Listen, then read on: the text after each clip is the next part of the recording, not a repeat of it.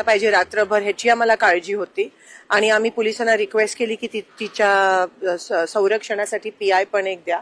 त्यांनी त्या पद्धतीत केलं. जर तिचं काय बरं वाईट झालं असतं रात्री तर पोलीस पूर्णपणे जबाबदार असते त्या गोष्टीसाठी. पण मला असं वाटतं ते सेटल झालंय. पण मला असं ऐकण्यात आलंय की आता काँग्रेसच्याच लोकांवर त्यांनी गुन्हे दाखल केले. पण हे साहजिक आहे, आम्ही गुन्हे काय आम्ही जेलमध्ये जायला पण तयार आहोत. पण कालचा राडाचा कार्यक्रम त्याच्यासाठीच होता. ते त्यांना जेव्हा भीती वाटते तेव्हा ते पुलिस जब मोदी डरता है पुलिस को आगे कर, जब फडणवीस डरते हैं पुलिस को आगे करते हैं. हे दिसून येते. हे कमकुवत असण्याचे चिन्ह आहेत. महिलांना कोंडून ठेवणं, महिलांवर अत्याचार करणं हे टिपिकल आता आपल्याला बीजेपीची स्टाईल आणि पॅटर्न दिसून आलाय. त्यांची तुच्छ मानसिकता, विकृत मानसिकता दिसून येते. जेव्हा ते घाबरतात तेव्हा ते ह्या पद्धतीत करतात. आणि पण आम्ही हम झुकणे वाले नाही, आम्ही घाबरणारे नाही आहोत. त्यातल्या त्यात महाराष्ट्राच्या लेकींचं रक्तातच धाडस आहे आणि हिंमत आहे आणि तुम्हाला आज तो प्रतिसाद दिसेल.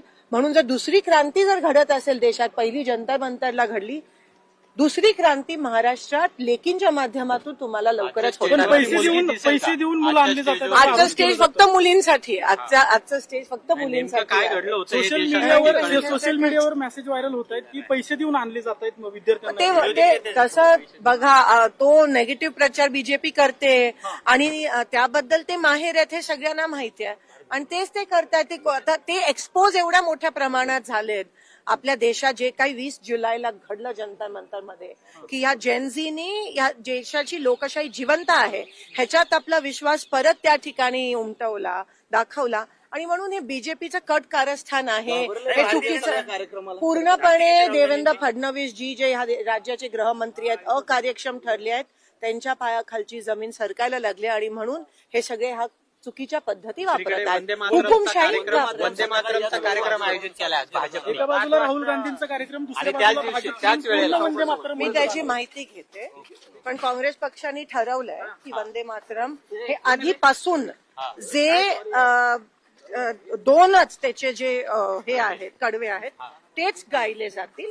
आम्हाला कोणी देशभक्तीचे धडे देऊ नये. आज ते पूर्ण गाणार असं म्हणतात. त्यांना काय, ते त्यांच्या पक्षाचा विषय, हा आमचा पक्षाचा विषय. भाजपच्या कार्यकर्त्यांवर गुन्हा दाखल करण्याची मागणी करताय तुम्ही? 100% आम्ही करणार आहोत आणि जोपर्यंत ते होत नाही, जसं काल राहुलजी FIR ते पेलेट गन ज्याच्यावर झाली FIR लॉन्च करायला धरण्यावर बसले, तसं आम्ही ह्या पद्धतीत भाजपच्या कार्यकर्त्यांवर, जर मुलींवर कोणी हे करत असेल तर 100% आम्ही लढणार. मात्र आता मुलींमध्ये भीती निर्माण झाली. नाही, पण महाराष्ट्राच्या लेखी कधी घाबरणार नाही. आपण पाहतोय की आता काँग्रेसच्या कार्यकर्त्यांवर गुन्हा दाखल झाल्यानंतर पुण्यातील COP कॉलेज बाहेरील राड्या संपर्क प्रकार आला. अक्षय जैन यांच्यासह काँग्रेसच्या कार्यकर्त्यांवरती गुन्हा दाखल करण्यात आला. 50 ते 60 जणांविरोधात शिवाजीनगर पोलिसांमध्ये गुन्हा दाखल करण्यात आलेला आहे. त्या संदर्भात आता काही राजकीय प्रतिक्रिया सुद्धा येत आहेत. खासदार प्रणिती शिंदे यांनी सुद्धा प्रतिक्रिया दिली.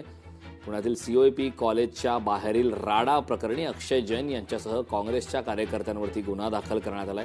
काही कार्यकर्ते जखमी आहेत. त्यांना शिवाजीनगरमधील संचेती या रुग्णालयामध्ये उपचारासाठी ऍडमिट करण्यात आले.